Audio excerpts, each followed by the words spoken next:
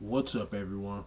Here to do Hunter x Hunter 119, and this week's episode was pretty good, and it would have been like great if the Chicago stuff wasn't so stretched out. And I also want to ask, is it just me, or do you guys feel as though the content is being stretched out a lot more? Because usually it seems like we get 3 to 4 chapters of content, but now the Chicago thing, it just seems like that was probably one chapter, maybe. I just couldn't see that being like a couple of chapters. But besides that, I thought it was a good episode just because of the Killua thing. But, anyways, I'll get into the review. So, this week's episode was pretty simple. There are only two main points, and that's Killua using his new ability, Godspeed, and just Chicago and his struggle that he's going on with in the basement.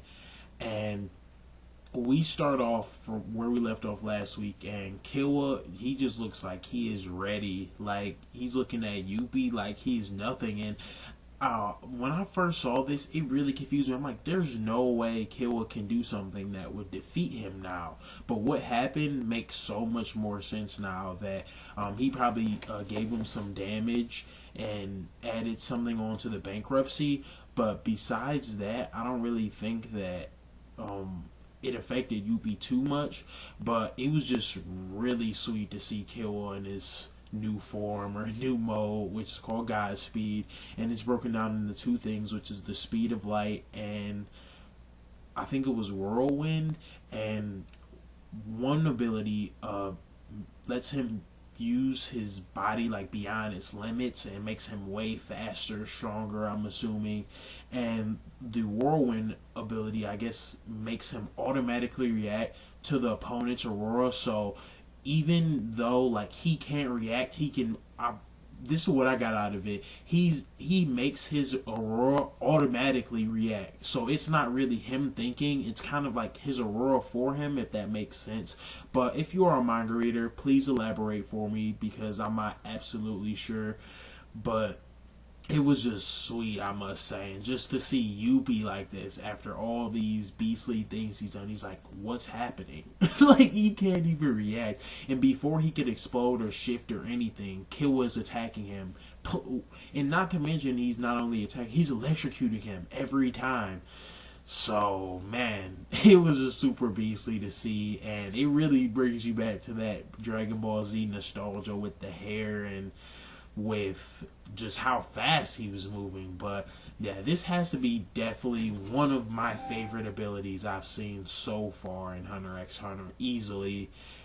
But right after Killua is just going in on him, Yuppie just realizes that before he exploded, he never would have liked an uphill battle, which is a challenge.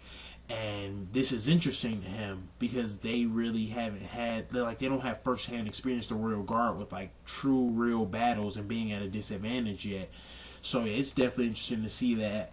But right after that, we have the whole Chicago thing, and I'm going to go over it, but just in very broad terms. I'm not going to really get too far into detail just because a lot of the things are stretched out. But Chicago is where he was before, and Bravado, I believe his name is in the elevator, and he doesn't have a passcode, so the sleeping gas is going to go off soon. And Chicago thinks that he's going to either get put to sleep or he's just going to be trapped in there. But he ends up breaking through the elevator door as Chicago goes up to the monitor room, and Bravado is just trying to figure a way out, but Chicago actually ends up trapping him with these doors, and he's gonna leave him trapped in one little area, but Bravado ends up evading that, and he also realizes that Chicago is there, so that is a problem. And Bravado eventually is probably gonna go back upstairs, but Chicago realizes that he really can't just let him go upstairs because it'll put the others in danger and at a disadvantage. And I really liked how he just ended up using his brain, and the fact that he was a octopus, that he could hold his breath. And the sleeping gas doesn't end up getting Bravado at first, but Chicago ends up taking like a tank out and or some sort of military vehicle and blocking off the way to the elevator. so that Bravado can't get in there, and also so he can let the sleeping gas out even more. And as it comes out, Bravado ends up going to sleep, and Chicago finally has his chance to kill him and take him out. And I must say, I guess it is somewhat like realistic as far as like somebody who's never killed someone before, but I was just like, come on, man, like Killua saved your life. Like these clearly aren't your allies anymore, and they without any hesitation will kill you. But I guess it was realistic, the fact that he just couldn't do it. And after that, we go over to Morel and Shiapoof, and Morel still doesn't know that Shiapoof ended up leaving. And Morel is just like confused. He's really not sure what to do. Should he attack or should he not?